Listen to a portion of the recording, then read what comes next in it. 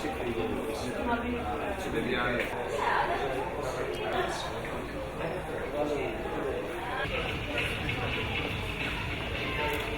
evening, ladies and gentlemen. Welcome to the opening. Good evening, ladies and gentlemen. Welcome to the opening ceremony of the Pacific Electoral Networks Meeting.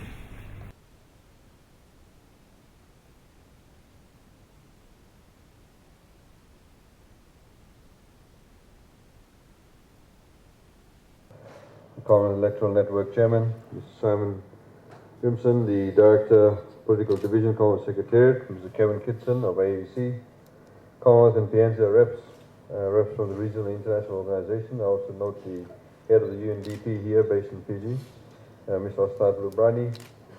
Ladies and gentlemen, it gives me much pleasure to be here. I thought I set the record straight, Mr. Hassan, is that it was a big deal for us to lose to you too. But we'd rather lose to you than to lose to Australia, New Zealand, or England or South Africa, because you're way down behind in the point system.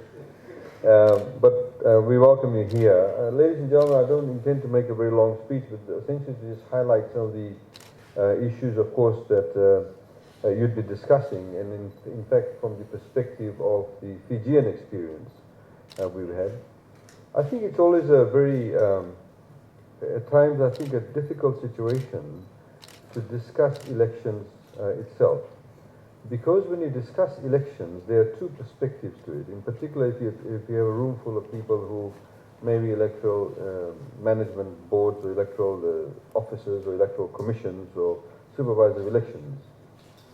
Because the politician's view, as Mr. Hassan highlighted, tends to be very different to how an election should be conducted, and indeed what should be the rules, as opposed to the person who actually has to enforce the rules and actually conduct the elections itself. So, in my humble opinion, the person who is conducting the elections, which is the supervisor, the electoral commission, or various other officials, needs to take a very clinical view in respect of implementation and ensuring that the entire process has integrity. Because the politician's view is always tends to be, most politicians of course, tend to have a very different view about elections. I think the other important aspect about elections is that when you talk about integrity, the issue then is how far do you go into integrity? In Fiji's case, for example, we've had the electoral system until the 2014 elections, where the entire system of the electoral system was actually skewed. You had what would be called gerrymandering in many countries, and would be completely outlawed. You had constituencies where you had 3,300 people electing one candidate, one person, and you had another constituency just down the road where there are 19,000 people electing one person also. That is completely skewed. That, from my perspective, does not have integrity. Yet it was seen to have integrity because that was the system that the then constitution had. And indeed, many of the electoral observers that came along never questioned that. Similarly, you had an electoral system where people were forced to vote along ethnic lines, completely negating the concept of common and equal citizenry, or equal citizenship even for that matter. Yet it was seen to be held in a credible fashion. It had integrity. So I think when you talk about integrity per se, there needs to perhaps be, within your context, needs to be a ring fencing of it. Of course, as someone who's interested in an electoral system that is not just about enforcing rules, but having an electoral system that is inclusive, that brings the marginalized into the center, brings those into the periphery into the center, I think we need to have a wider net cast. So, but for your purposes, I think, when we are talking about integrity of the electoral system, it's about the integrity of the management of the electoral system itself. And I think that is something that's worth noting. But I think we should not forget the fact that when you talk about having an electoral system that has integrity, you need to look at the system itself in terms of how do people get elected, who elects people, and what are the systems pertaining to that. Some of it, of course, relates directly to management. I think as just that being the precursor, ladies and gentlemen, I think I'd like to just make a few comments, in particular regarding integrity per se. I think the elections office themselves, in our case we have the Fijian elections office, so you have different offices in the respective countries you come from. The office itself must have integrity. So the appointment of people to positions within the elections office, people must be appointed on merit. I mean, we've seen even from our case previously, we had a very, very small elections office. Indeed, it became completely dysfunctional after an election, and it was sort of given an, fresh oxygen just before the elections. And suddenly everybody came into gear, and then you had, a couple of thousand people working for it, and then they all disappeared after elections. But the system we have now in place, of course, that they have now permanent staff. They have a permanent supervisor of elections, and you have, I think, something like about 40, 50 people that will be continuously employed by the elections office, whether there are elections or no elections. And the reason why that approach has, of course, been taken is that we need to build the capacity within the elections office. Capacities cannot be built overnight. Capacities, in fact, sometimes can take years and years to build. And that's the reason why we have taken such an approach. But in the selection of those people who will be appointed to the elections office, they all must be appointed on merit. Many of our countries has been either prone to or still prone to corruption, non-merit-based appointments. So it is incredibly important that the elections office themselves, in order to have that level of credibility amongst the voters, and indeed after the elections are held, the outcome to have that credibility, the people who are actually conducting it must be appointed on merit. The right people must be appointed. Similarly, which is a favorite topic of mine, is procurement. I think procurement is very, very important. Whenever the elections office does procure, any machinery, whether it's pencils, whether it's buying electronic machines, whether it's buying your software, your computers, must also be procured in a very transparent fashion. And I think that has always been the downfall. If you pick up the many Auditor General's reports in the previous years, you'll find that it was an area that they probably neglected and thought, well, it was essential, so they had to buy things without calling for tenders. But I think these are very critical, important aspects in respect of the office itself, where you need to ensure that these levels of credible processes are actually put in place. The other aspect that I'd like to also mention is regarding observers. And again, this is probably my musings in respect of some of the, I suppose, observations I made in other countries and what we have had in Fiji. I think there's probably a thought process regarding who should be observers. I think some organizations, whether they're regional organizations, whether it's Commonwealth or PNZR, who are they going to send as observers? Are they going to send perhaps officials from other electoral management bodies to come and observe elections, and them being the lead on the observer group? Or is it going to be led by a group of former politicians or current politicians who may actually have some form of affiliation with existing parties or their political philosophies? I mean, these are the kind of things that you need to be able to nut out, and I think the Commonwealth needs to think about this, and also PNZR, because we've seen sometimes an observer is sent to some Pacific Island country from another Pacific Island country who may actually no longer be in the system, but in fact is doing consultancy work and has various political inclinations. Shouldn't we rather be building capacities within electoral management boards, as Mr. Hassan talked about building the capacities?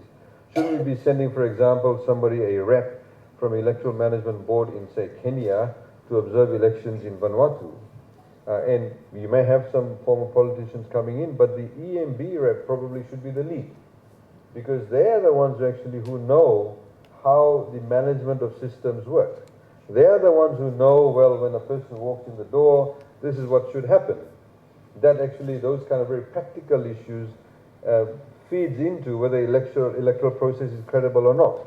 So I think that's hopefully that you can have those discussions also, because I'm sure many of you would agree that that is very, very important. So I think my perspective in terms of the credibility of it, you need to have a very apolitical approach in terms of the observers and the observation process itself. should be a very apolitical approach. It should not be, somehow the other, you're going to have cocktails with one group one night and cocktails with another group. The point is that you need to be able to assess the credibility of the process. And I think many of you are keen about processes. In the same way, for example, the Fijian supervisor of elections will tell you, I mean, through the electoral decree that we had in place and also through the various processes, we've tried to accommodate as many people as possible. So, people, for example, who are disabled, should the booth be actually physically taken down to the road because there's steps leading up to the school where the elections are being conducted, what are the rules pertaining to that in terms of taking the booth down? Now, when you take the booth down to the person who may be sitting at the bottom of the stairs in a car or in a driveway, what are the rules regarding that? Can some people come in, for example, in somehow or the other, undermine the integrity of that process? And people have, of course. I was told about various instances where people, for example, were allowed to take mobile phones in various in countries where the candidate's number was actually given on the mobile phone. And then you came back and then you showed the political parties that you've actually voted, or the number, they had a ballot paper where the number was already imprinted and they basically just passed it around. And then you got $100, whatever it was. So the whole issue is about the processes themselves. And that, I think, is very, very important to ensure the integrity of the process. I think, ladies and gentlemen, the other point is, to put on my specs. We are very keen to ensure that people who are on the periphery of society get to participate in the electoral process.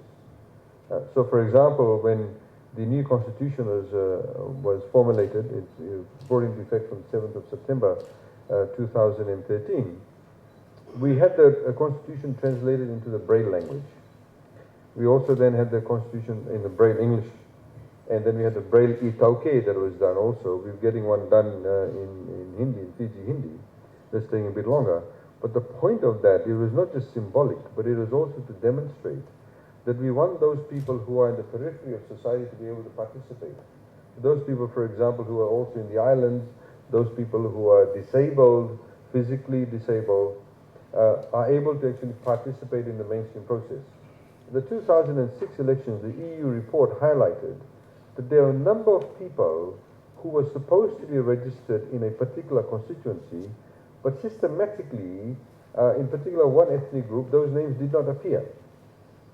You had 9.2%, anyway, it was in the 9s, % of the votes that were deemed to be invalid. In the last elections, the percentage of invalid vote was 0.7, correct? 0.7%. Now, again, it goes back to the issue about when we measure credibility, when we measure integrity, what are the key determinants are we looking at in terms of that assessment? And I think that is very important. The social media, I understand, is of course, very important. We have a country where nearly 70%, about 69.4% of the entire population is below the age of 40. 54%, nearly 54% is below the age of 30. Of course, many of these people are very technologically savvy. It does mean that we need to be able to have the electoral offices in that space. And of course, you need to have management of that space also. It is very, very important because it does also is a major form of campaigning. So if you're going to have a blackout period of, say, 48 hours, what do you do in terms of the management of the campaigning using that medium? These are very important issues, and they're not necessarily, restricted only to countries that have, broadband everywhere. Even in countries like Fiji, it's become a real issue. So I think hopefully there'll be some discussions around that.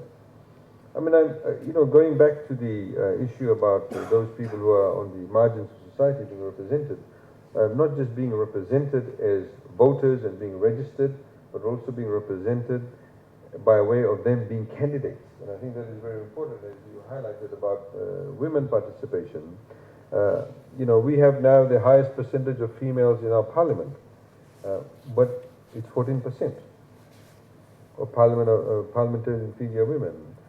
We have simultaneously the Secretary to Cabinet, the Secretary General to Parliament, and the Speaker to Parliament, also women. We have two lead female ministers and 2 assistant ministers who are also female. So these changes are made, but again, it is not necessarily enough. In the same way that I would argue that we do not necessarily have enough young people. We have, for the first time in Fiji's history, a person who's disabled, who's an assistant minister. But, ladies and gentlemen, these milestones have actually been achieved because of the electoral system we put in place. One, of course, can argue, I mean, in UK you still have first past the post. Many would consider it very, very archaic, but it's still seen as a democratic system, and the elections are being held under the first past the post system. In Australia, proportional representation.